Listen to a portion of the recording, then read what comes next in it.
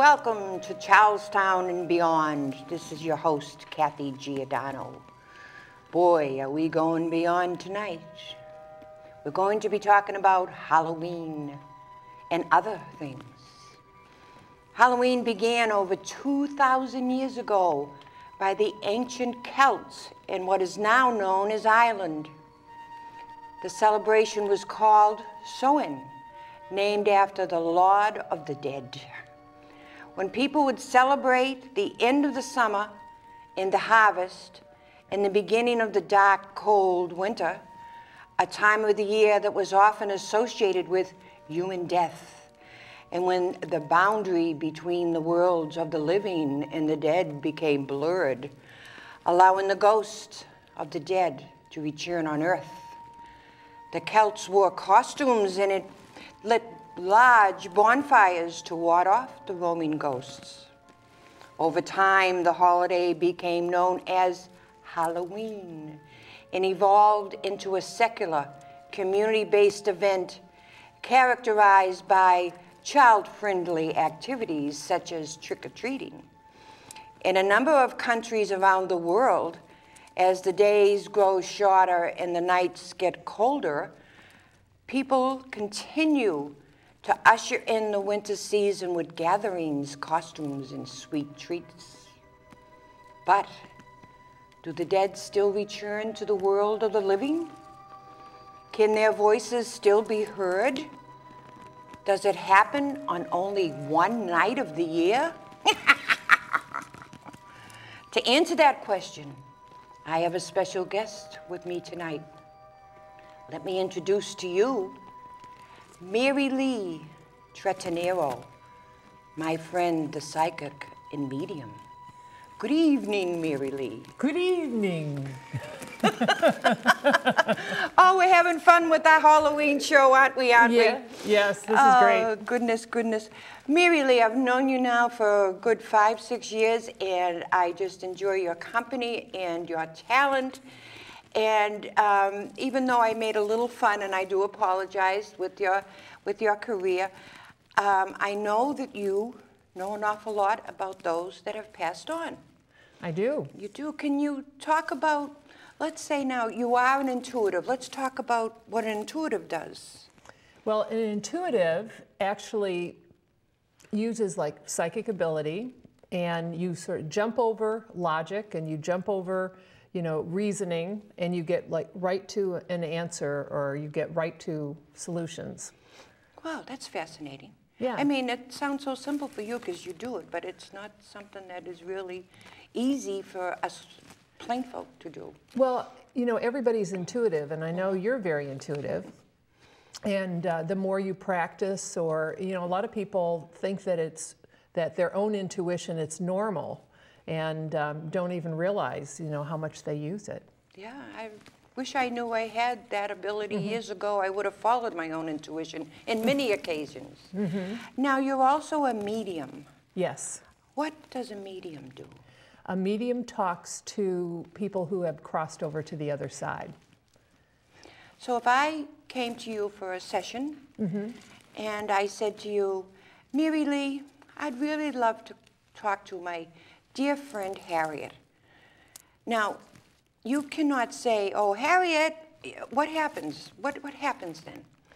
Well, so we don't know for sure what happens, but in traditional mediumship, it's if you came for a session with me, it would be whoever's around you. So, if Harriet's in the bunch, then, Harriet would come through. But, it's like a telephone call. Sometimes you call somebody and you get their answering machine. That's right, yeah. But now, when you do a session, and I've been to quite a few of them, and they're so informative, people, I mean, you have quiet time that day, and you pray, and you talk with your guides, and you get ready for people that are, they seem to have a sense of who's going to be with you that evening, say if the thing is in the evening, and they come. So what happens then? You have a group of people in front of you, and they all want to talk to their dearly past. So it wouldn't be unusual if during the course of the day that a spirit starts coming in. So I might be, doing my other types of work. I might be doing chores.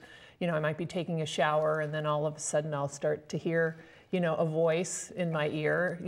I can tell the difference between, like a intuitive voice and spirit communication. So, so they start coming, during the course of the day. And at the session, you can kind of think of it as the old-fashioned seance, except we're never in the dark, and we don't have a table in front of us. You're usually in my living room and sitting on the sofas. And so I just open myself up to whoever the spirits are that are around. And I'm what's called as an evidential medium, so that I give descriptions. So I might talk about how tall they are, or what their personality was like, how they died. And so the goal is for you to recognize that person, that spirit. And so, like, if there were 6 people in the room, maybe 4 or 5 people could take some of the information, like if it's a grandmother, everybody has a grandmother. But the more descriptions I give you, it narrows it down and narrows it down to then one person knows, oh, this is my grandmother. And then once you firm that up, then you get a message from them. Amazing. It's fascinating. As I said, I've been to a few of these, and it is fascinating how you can do this. What kind of training have you gone through, or has this just come to you? What? No. No. So any medium that makes it look easy, they have been through extraordinary training, and they're also completely dedicated. So in training sessions, there's a couple different ways. One is a development circle, where every week you come to the circle, it's the same people, and you practice bringing spirits through. And some circles meet for, like 5 or 6 years, once a week. And in the olden days, before there was television, the mediums used to sit in circle for like 30 years together. Wow. But other ways of training is, we have some really good kind of Michael Jordan kind of mediums who are phenomenal.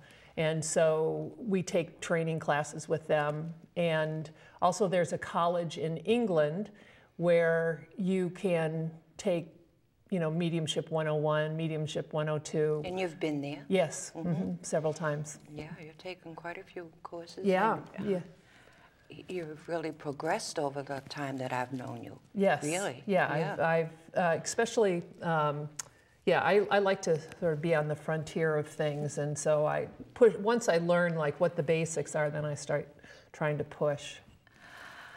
Now, you also do healing. Tell me about the healing part of your talent.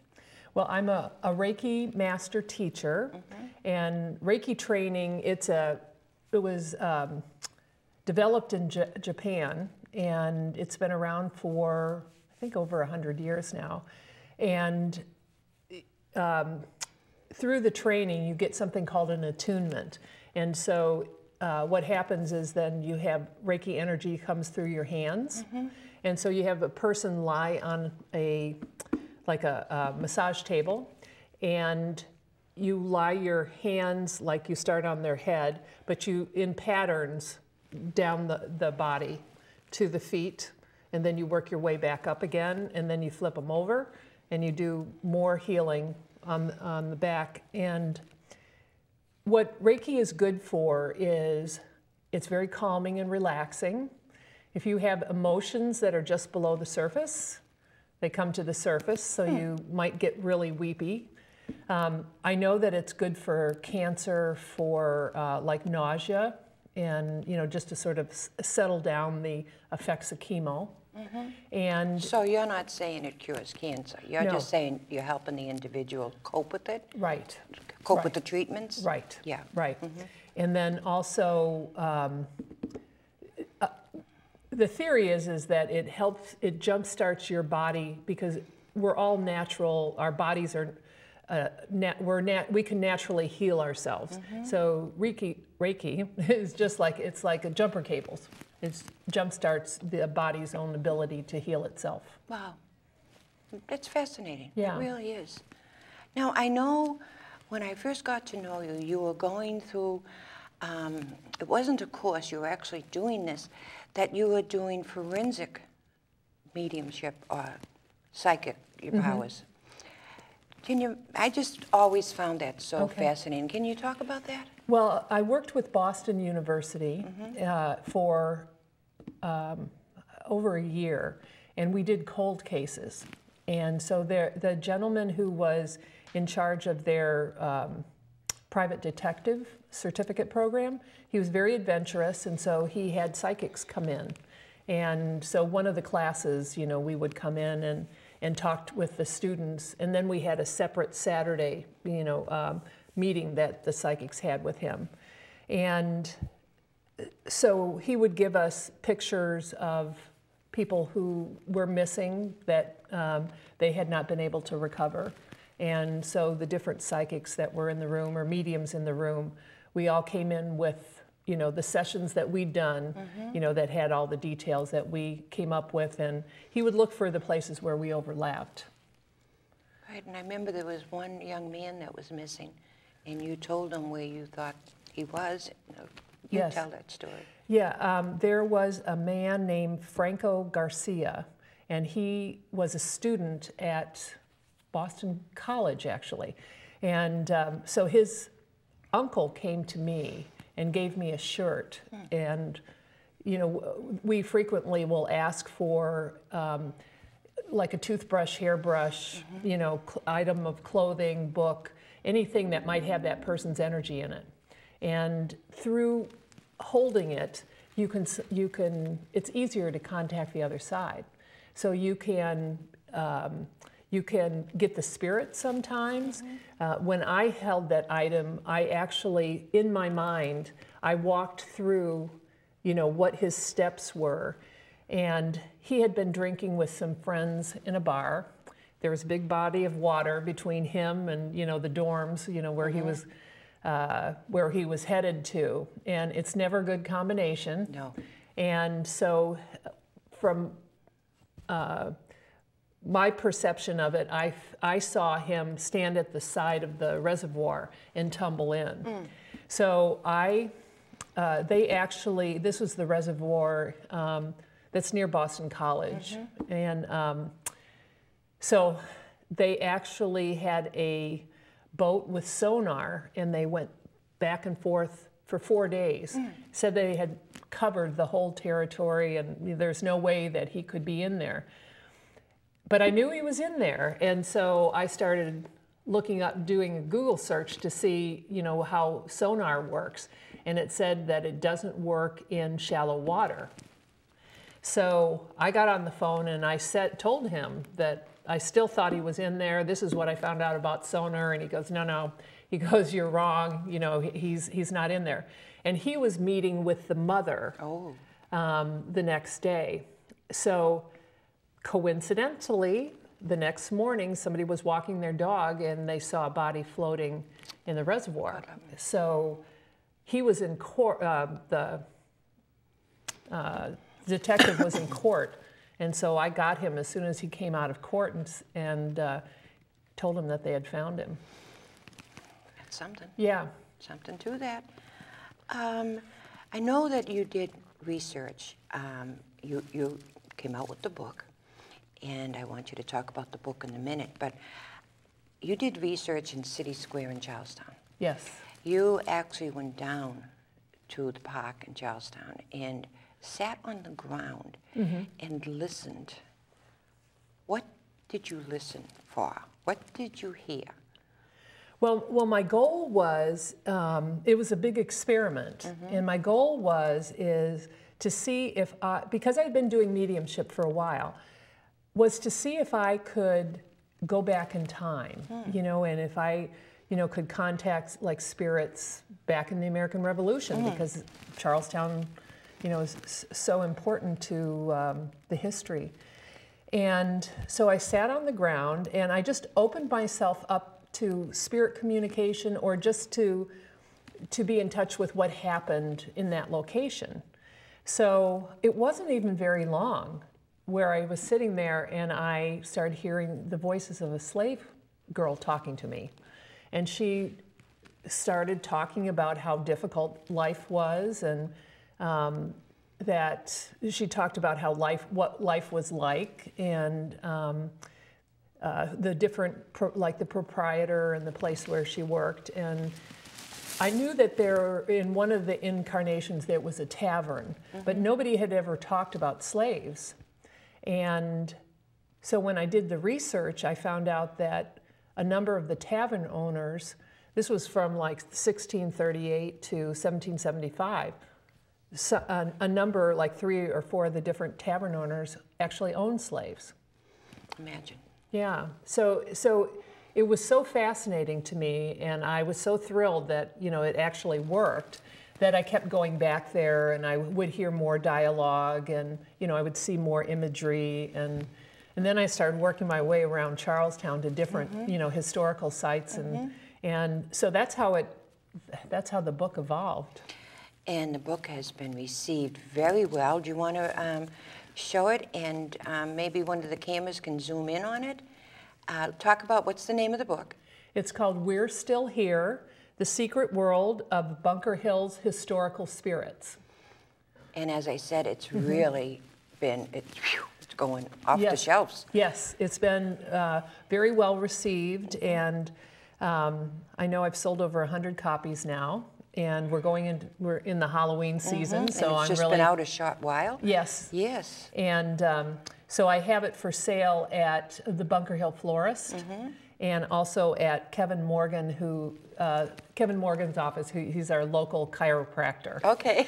And see, all kinds of folks are really interested in this field. Yes. Yeah, they've been very kind to me, you know, so I have them locally, and I also have sold them at Whole Foods, and so this book is actually the tours that I did, the ghost tours, are based on, you know, the content in here, and the majority of it is all American Revolution. And it's a wonderful insight. I know when I read the book, and just knowing you, I got such a sense of what was really going on in that era. Yes. Well, you know, the way I look at this is that what we get in our history books is we get the viewpoint of, you know, certain individuals that study history, and then they kind of compile it. We get like a CNN review of the battle that day and what happened. Yes. We don't know about the people that came to fight the battle, or the people that lived in Charlestown before it was burnt to the ground. Right. And that's what this book tells us. Yeah, it's like the intimate details of people who actually went through the revolution, and, you know, like there's like a common housewife, and you know, trying to keep her house clean and just terrified, and, you know, and she starts talking about being worried about her mental health, you know, that she's just not as, you know, together.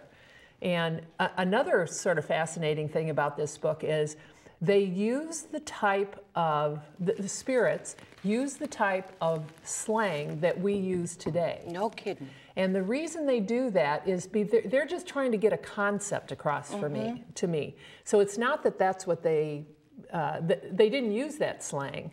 It's, but it's to let me know, you know, like what the concept they're trying to get across. Now, that's fascinating, because that means they died in the 18th century, but they're able to keep in touch with how we talk in the 21st century. Isn't that fascinating?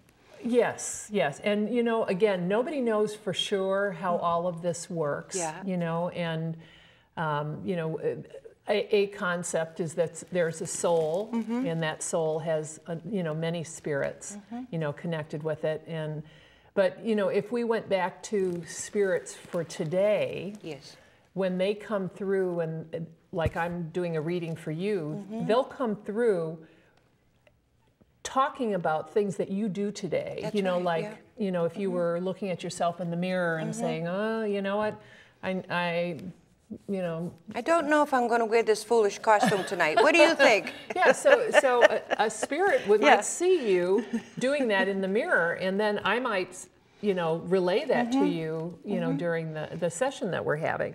So yes, they do still see us. They do still keep track. They're around us all the time.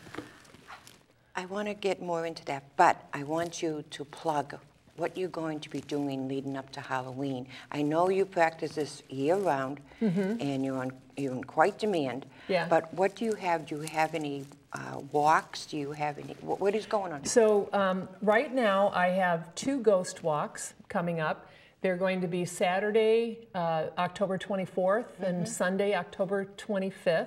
Both of them are at 7 p.m. We walk. Where do you start? We start at City Square Park, near the fountain, and then we will walk to 5 different historical sites, and I will share with you what the history is, and then I'll also talk about what the spirits had told me. And then we end at the Warren Tavern, which was built in 1780, which is one of the first buildings in Charlestown, built after the American Revolution, and they give us a discount if you say that you're on the tour. And more times than not, I continue the tour in the Warren Tavern, and people just ask me whatever questions they want about the tour or paranormal or psychic things. So that's great. Yeah. Give those dates again. It's Friday, October 24th, and Saturday, October 25th. Wonderful. And I will have some other things you can check on my website. And give them the website. Everything is now consolidated on my Boston Intuitive website. So it's www.bostonintuitive.com. And my email address is marylee@bostonintuitive.com. And my phone number is 617-242-4682. Great. And if you contact me at charlestownbeyond@gmail.com, I can get that information to you too if you didn't have a pencil and paper ready tonight. Okay. Only got a couple of minutes left, imagine. I want to bring this back to the beginning. Okay. How do we know if there are spirits around, like right now? I know all through my life, since I was a kid, I would have experiences where someone would be tapping me on the shoulder. Or a rocking chair rocked in my bedroom, 2-story. How do we know if there is someone in our midst that is no longer in our midst? Well, the most common way is footsteps, hearing footsteps. And then, they can use the electricity in appliances. It could be your television starts to blink. It could be lights start to blink. It could also be being touched. That's very common. And you might smell the fragrance. You might smell roses. You might smell some kind of cooking, if there was a spirit that did a lot of baking.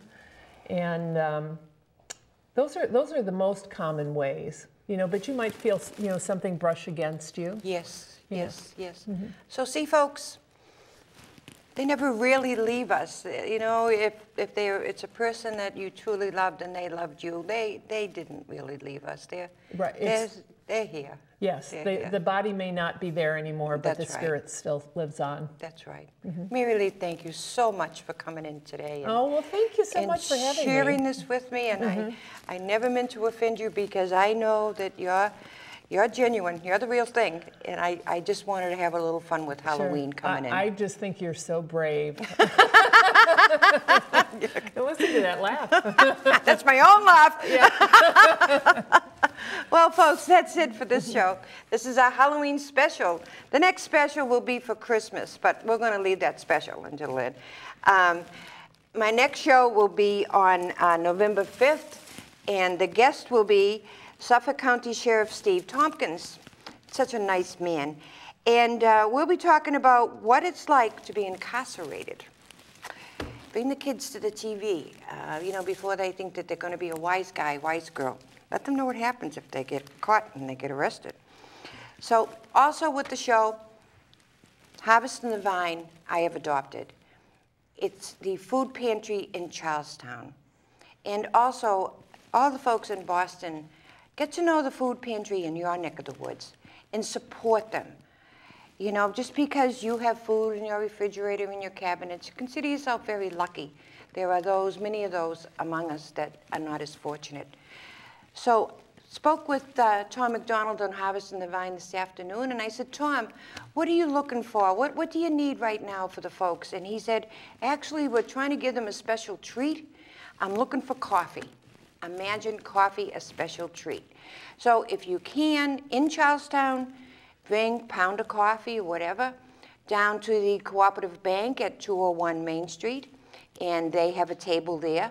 Or you can bring any donations to the Parish Center at 65 Winthrop Street, right at the training field. Hope you do that, and hope you'll continue to do things like this. And remember Halloween, all right? Take care of our children. Let's make this an enjoyable and memorable time for them.